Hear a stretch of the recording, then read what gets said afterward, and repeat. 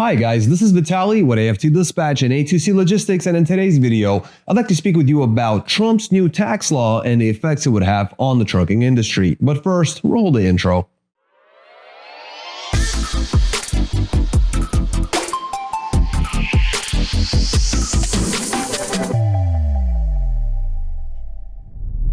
Welcome back. Before we get started, I'd like to ask you to please like the video, be sure to subscribe to the channel, and hit the notification bell so you never miss a single release of our videos, where every Friday we're talking about something that could benefit you in your trucking businesses, in your trucking careers, as well as cover the loads we've successfully booked for our customers, consisting of leased owner operators and carriers operating under their own MC authorities, running under our truck dispatch services. As always, guys, big thank you for all the likes you provided in all the previous videos. Please do keep them coming. And let's talk about Trump's new tax law, otherwise known as the Big Beautiful Bill. Now, generally speaking, guys, the trucking industry generally praises Trump's new tax bill. And although you will find folks on both sides of the aisle, some will like it, some who don't, the general consensus that they do like it overall. And the biggest part of it is the bonus depreciation that returns at 100%.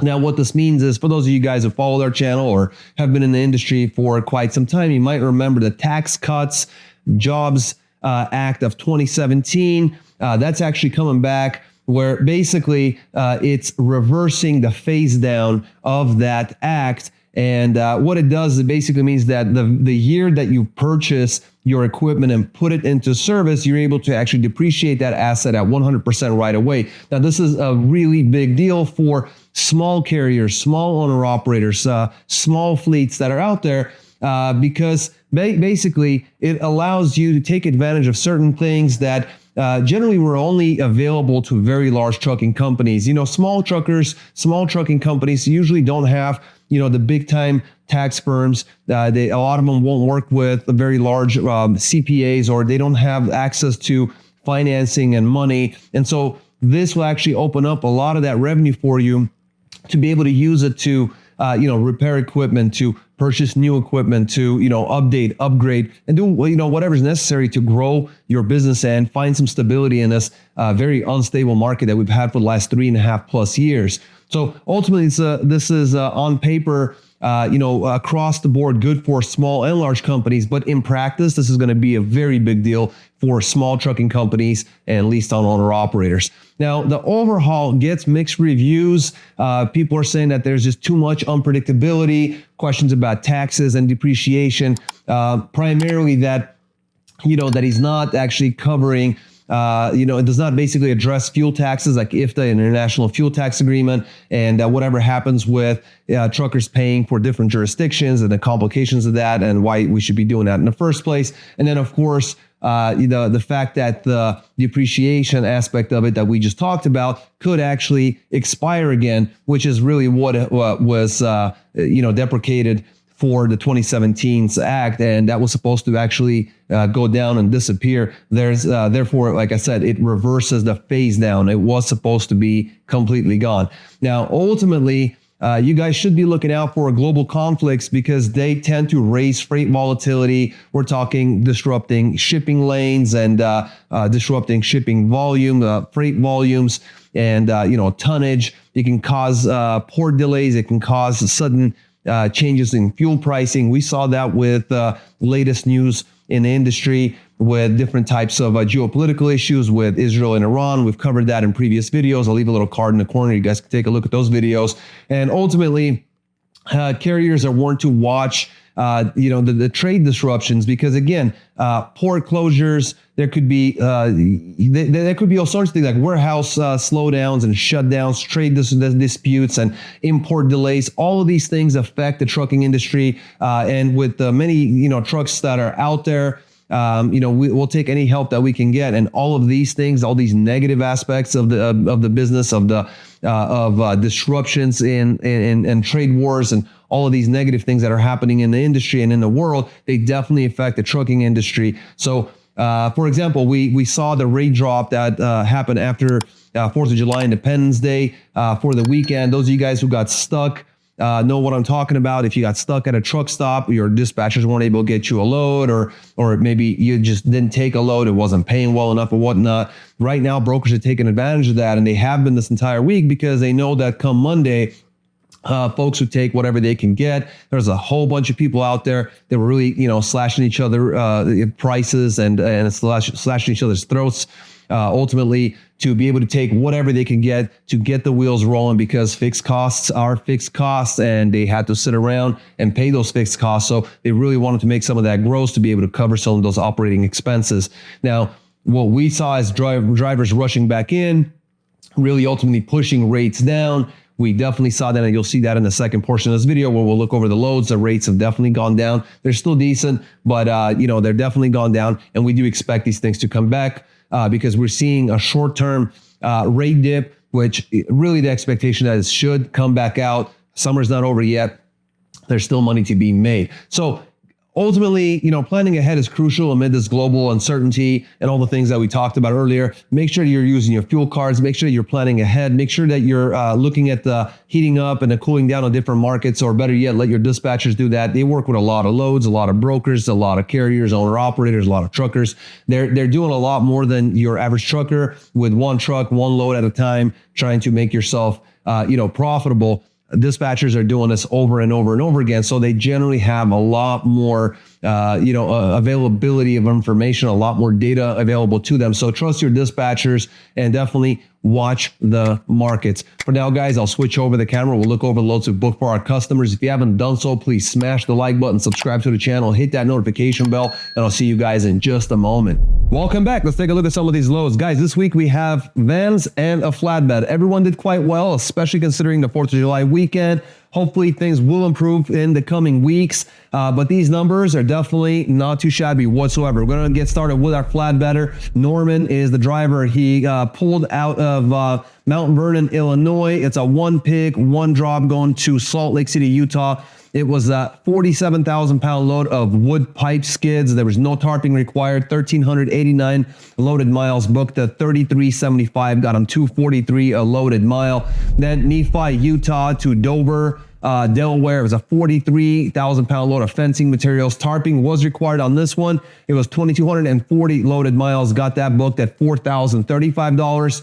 It got him $180 on that one. So averaged out really well, 7 days on the road. In fact, everyone but one driver was 7 days on the road this week. Norman was Monday to Monday, ended up grossing $7,410 in gross. Ran his 3,629 loaded miles at 204 a loaded mile. And with deadhead included, which was 220 deadhead miles, ended up at $193. So I would say excellent money, very high gross. Most loaded miles out of the group, definitely 3,629 loaded miles. So I would say very efficient despite, his driving slightly higher. Deadhead, definitely very good numbers.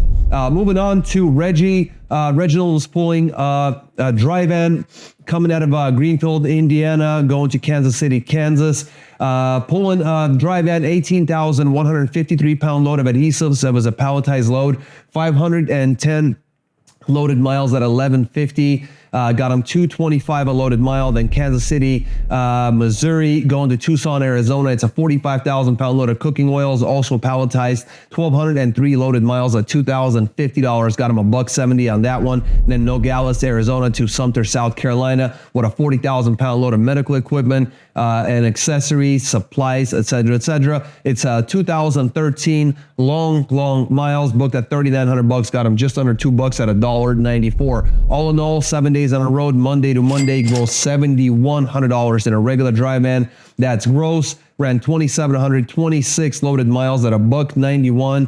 And with deadhead included, which was only 74 miles at deadhead, an excellent job there, and dropping down to $1.87. So also very high gross, very low deadhead, only 74 miles with $7,100 in gross, but lower RPM than others. But I would still say that Reggie did an amazing, excellent job. Moving to Shelby, Pulling a dry van coming out of Sunnyside, Washington, going to El Paso, Texas with a 42.5 load of palletized food, 1,516 loaded miles, booked at $2,300, got him a $1.52 on that one. Then El Paso, Texas, going to Atlanta, Georgia with 1,462 loaded miles, very light load of 9,000 pounds of palletized electronics, booked at $3,300, got him $233 a loaded mile. Then Norcross, Georgia, going to Prince George, Virginia. And this is a 43,000 pound load of palletized aluminum, 496 loaded miles at $1,250. Got him $252 a loaded mile. An excellent job there. Thursday to Thursday, 7 days on a road, $6,850 in gross with $2 average on his 3,428 loaded miles. He had only 69 deadhead miles, so all in all, dropping down to $1.96. An excellent job. Very, very efficient driving by Shelby. Excellent deadhead management, very, very low deadhead, good rates, good miles, and some low freight at that. 9,000 pounds for 1,400 miles. An excellent job. Definitely saved a ton of fuel there from Texas to Georgia.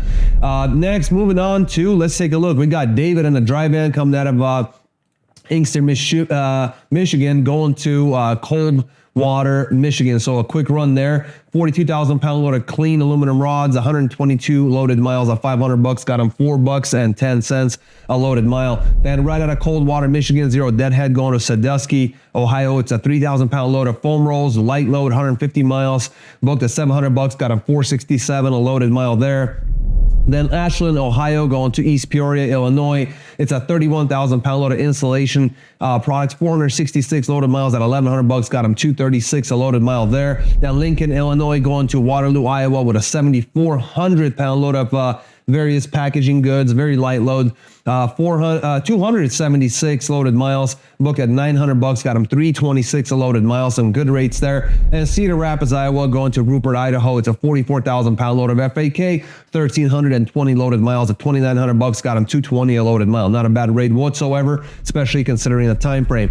Now he ran for 7 days on a road, Monday to Monday, grossed $6,100. Ran 2,334 loaded miles. Got him $261 a loaded mile with a bunch of short runs there, averaged them out. And then 180 miles of deadhead got him down to $243. Not too shabby at all, David. Excellent RPM, excellent efficiency, but definitely a lower gross, without a doubt. And overall mileage was a bit lower than the rest of the guys. But, you know, he made the money, he made the gross, very good rates. So no complaints there. Next, moving on to Oscar, another dry van trucker coming out of Laredo, Texas, going to Nogales, Arizona. A very light load, 1,000 pounds of automotive parts, 947 loaded miles, booked at $2,200. Got him $232 a loaded mile. Next, he took a load right out of Nogales, zero deadhead, coming out to West Valley City, Utah. It's a 44.3 load of beer, Corona, 841 loaded miles, booked at $2,750. Got him $327 a loaded mile on a good amount of miles. Then right out of Salt Lake, basically no deadhead out of West Valley to Salt Lake. Took a load to Box Elder, South Dakota. And yeah, it was a one pick, one dropper, light load, 2,400 pounds of barricades for an Air Force base. 680 loaded miles at 1141. Got him a $1.68 on that one. So Tuesday to Tuesday ended up grossing just under $6,100 at $6,091 in gross.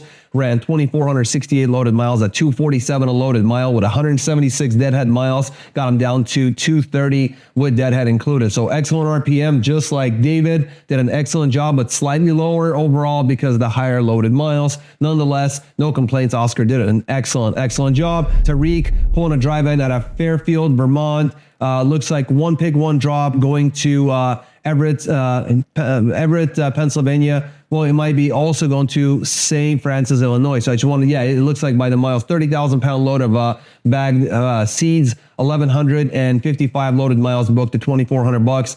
That got him 208 a loaded mile. So it was actually one pick, two dropper on that one. Next, he took a Henderson, Kentucky, going to Fort Valley, Georgia. It's a 32,000 pound load of FAK. They paid $5 a mile basically on this one because he kept the load from the 2nd to the 7th. So he sat around a lot. Hopefully Tarik got a chance to visit somebody, maybe some friends, some relatives out in Georgia, because 5 days is definitely a long time. It's a 490 loaded miles.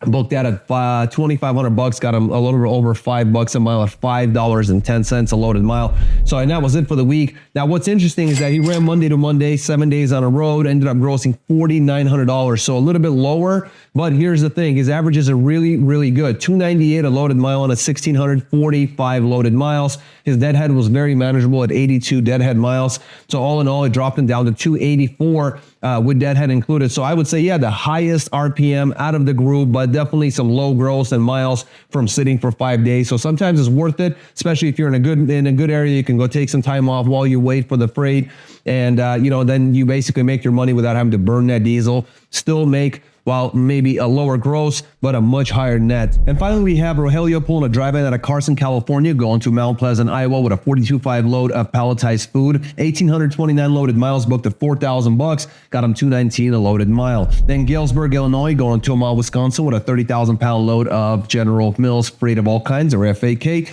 248 loaded miles, booked at $740, got him just under $3 at $298 a loaded mile. Then Green Bay, Wisconsin, coming out to Norfolk, Nebraska with a 40,000-pound load of FAK, 608 loaded miles, booked at $1378, got him $227 loaded mile. Now, Regelio ran for 6 days, Tuesday to Monday, ended up grossing $6,118 in his 6 days, over $1,000 a day.